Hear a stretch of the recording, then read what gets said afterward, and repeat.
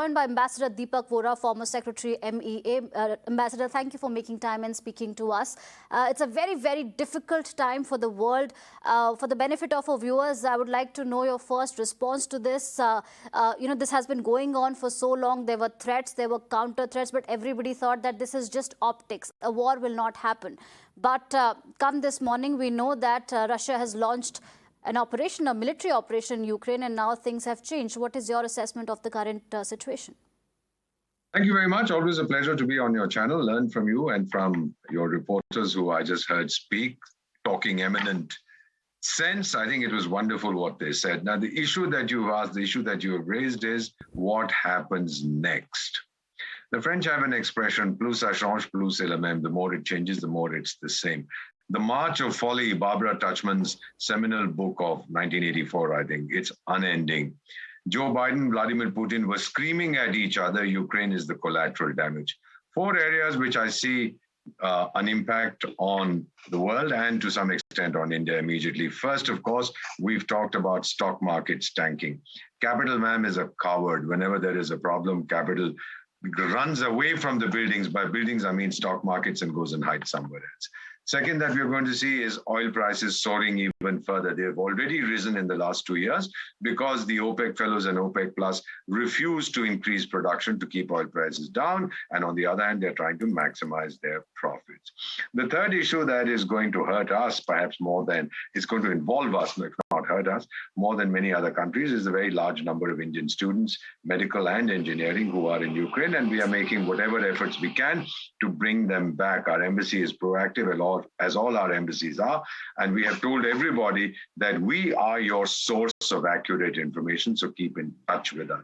The fourth thing that I see, ma'am, happening, and I do hope it does, I hope I'm right, is that as soon as the Russian establishment, not just one man, feels that he has driven home the message, achieved what he wants, there will be a ceasefire. Now, what do I see happening? A ceasefire will be declared perhaps in 2 or 3 days. They would have significantly, the Russians, degraded Ukraine's military capability. This fellow called Volodymyr Zelensky will run off, go into hiding somewhere, to open a 7-Eleven store in the United States and be very happy over there. And a new election will be held in Ukraine. A new president will be elected. Till 2014, we used to have a president who was very pro-Russia, so we are told, till the Maidan Revolution. And so we may have a president who responds to the one concern that Vladimir Putin has: Ukraine should not join NATO, period. Absolutely. Ambassador, one more question, and this is specific to India. I mean, India is known to have a very neutral view whenever, there's conflict. We've seen during the Cold War, we've seen in Israel-Palestine issue as well. And this time around, we've heard, certain feelers coming in from the US, though not directly aimed at India, that we have to take sides in this war. You can't be neutral in this situation given Russia's aggression. In your view, what is the prudent policy that India should maintain? The current policy is that we are urging everyone to sit on the negotiating table to talk and de-escalate. It's a very good question. The term that you're using is neutral. I prefer to call it balanced. We have a very balanced approach. 2014 also, Putin had said, thank you, India, for your very balanced and objective approach. He has said the same thing now. The United States has this idea, and it goes back to 2001, after the 9/11 thing, when they said, if you're not with us, you're against us. No, we're not in that business. We follow strategic autonomy in our foreign policy. The role that we can play in this, and we have a certain moral authority, in fact, considerable moral authority. We have military influence. We also are now one of the big players. We have been appealing for calm. We've been saying that there should be disengagement. Everybody should exercise maximum restraint, which means stop the fighting and come to the negotiating table.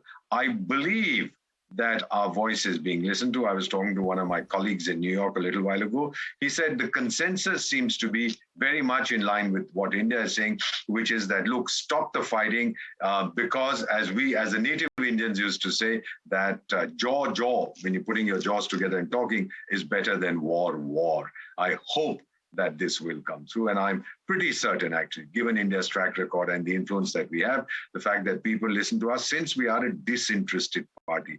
We're not siding with Ukraine, we're not siding with Russia, we're not siding with America, we're not siding with Europe. We're saying the global impact of this is considerable. Let's stop this here and now.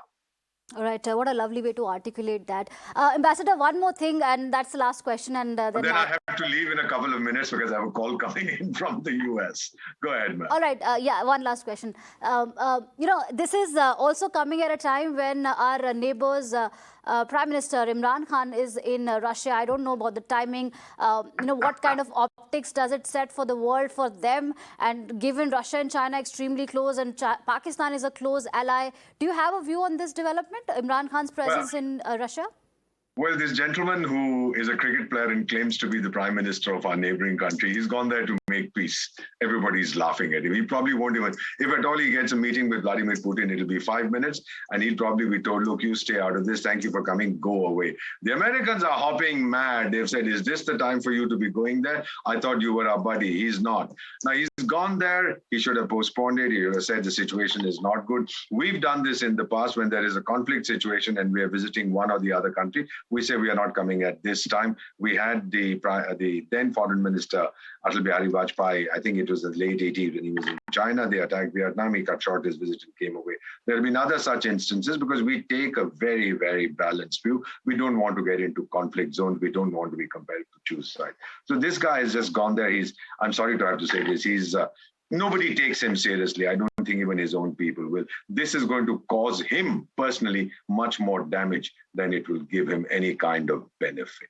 All right, Ambassador Vohra, thank you so much for making time and speaking to us. Thank you so much for your perspective on this story.